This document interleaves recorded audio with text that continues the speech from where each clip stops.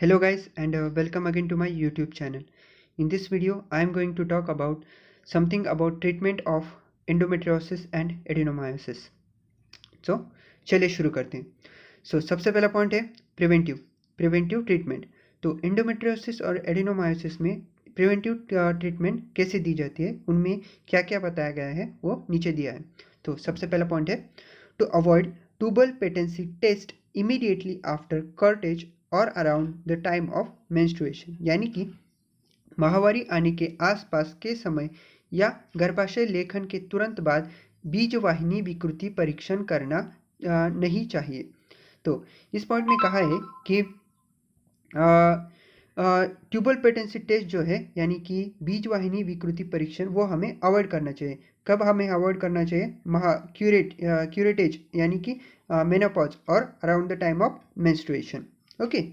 Second point है forcible pelvic examination should not be done during और shortly after menstruation, यानी कि जो पेल्विक एग्जामिनेशन यानी कि फोर्सिबल श्रोणी परीक्षा हमें नहीं करनी चाहिए. कब नहीं करनी चाहिए?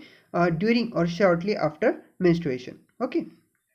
थर्ड पॉइंट है married women with family history of endometriosis are encouraged not to delay the first conception but to complete the family, यानी कि जो हमारी मैरिड वुमेन यानी कि विवाहित जो स्त्रियां होती हैं उन्हें हम एडवाइस देते हैं कि वे अपना जो फर्स्ट कंसेप्शन होते हैं उसे डिले ना करें और फैमिली को कंप्लीट करें, क्योंकि pregnancy usually tends to cure the disease. Okay. Next is औषधीय चिकित्सा यानी कि क्यूरेटिव ट्रीटमेंट. इसमें सबसे पहली चिकित्सा है लाक्षणिक चिकित्सा, यानी कि टू मिनिमाइज द सिम्टम्स लाक्षणिक चिकित्सा इज गिवन. तो लाक्षणिक चिकित्सा में हम क्या क्या करते हैं? To relieve pelvic pain, to treat dyspareunia यानी कि मैथुन कृष्णता. थर्ड पॉइंट है टू इम्प्रूव इनफर्टिलिटी एंड चौथा पॉइंट है टू प्रिवेंट रीऑकरेंस, यानी कि पुनरुद्भव को हमें इस क्यूरेटिव ट्रीटमेंट में रोकना सीखने को मिलता है. ओके.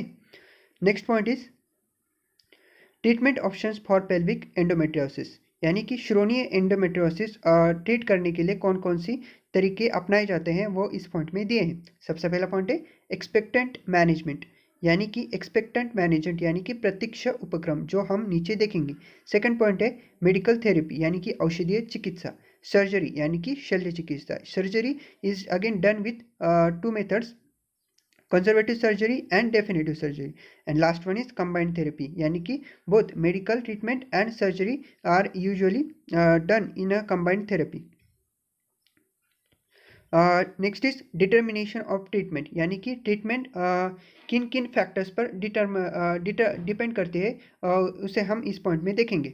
तो कौन कौन से फैक्टर पर ट्रीटमेंट डिपेंड करती है? पहला है एज ऑफ द पेशेंट, यानी कि जो हमारा पेशेंट है उसकी आयु कितनी है उस पर.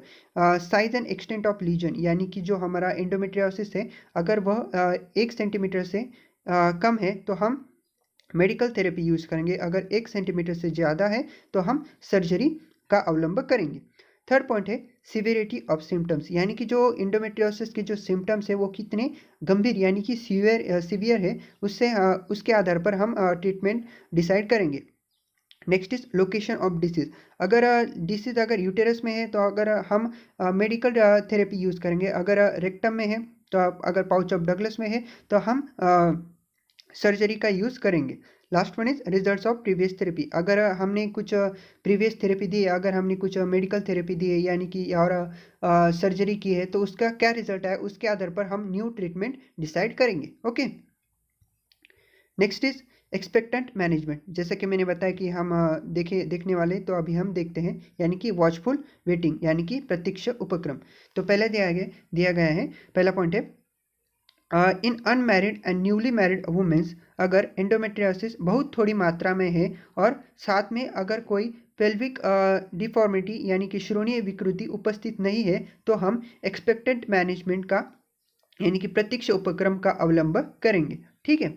Next point is observation with administration of non steroidal anti inflammatory drugs, यानी कि NSAIDs का यूज़ एडमिनिस्टर करके हम उस पेशेंट को ऑब्जर्व करेंगे और उसके आधार पे हम ट्रीटमेंट डिसाइड करेंगे कि हमें कौन से ट्रीटमेंट यूज़ करने हैं, हमें एक्सपेक्टेंट मैनेजमेंट यूज़ करने हैं यानी और सर्जरी यूज़ करनी है और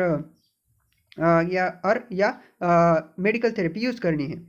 next is prostaglandin synthetic inhibitor drugs are used to relieve pain, यानी कि जो हमारी पेन यानी वेदना होती है उसको दूर करने के लिए हम किसका उपयोग करेंगे, प्रोस्टाग्लैंडिन सिंथेटिक्स का हम उपयोग करेंगे। यह पेन किलर के समान ही कार्य करता है। Next is the married women are encourage to have conception because pregnancy usually cures the disease, जैसा कि मैंने पिछले पॉइंट में बताया था। नेक्स्ट इज कौन से ट्रीटमेंट है, नेक्स्ट हार्मोनल ट्रीटमेंट। तो हार्मोनल ट्रीटमेंट में क्या क्या बताया गया है वो हम नीचे देखेंगे।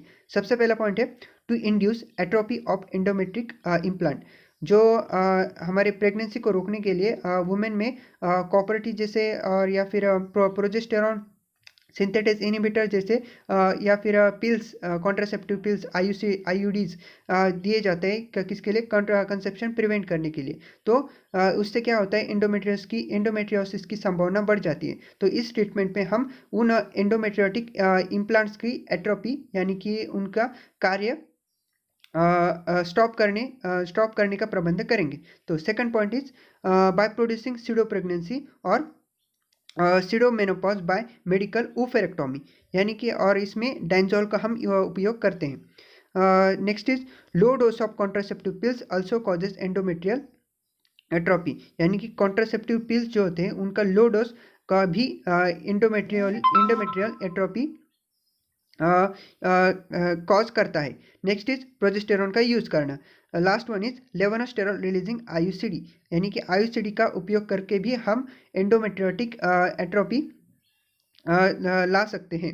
Next is IM injection. तो IM इंजेक्शन क्या है, मेडॉक्सी प्रोजेस्टेरॉन एसीटेट, इसकी मात्रा है 150 ग्राम और यह हम 3 मंथ्स के इंटरवल में 2 टाइम्स उस पेशेंट को देते हैं। बस आज के वीडियो के लिए इतना ही। नेक्स्ट वीडियो में हम देखेंगे सर्जिकल मैनेजमेंट ऑफ एंडोमेट्रियोसिस। ठीक है।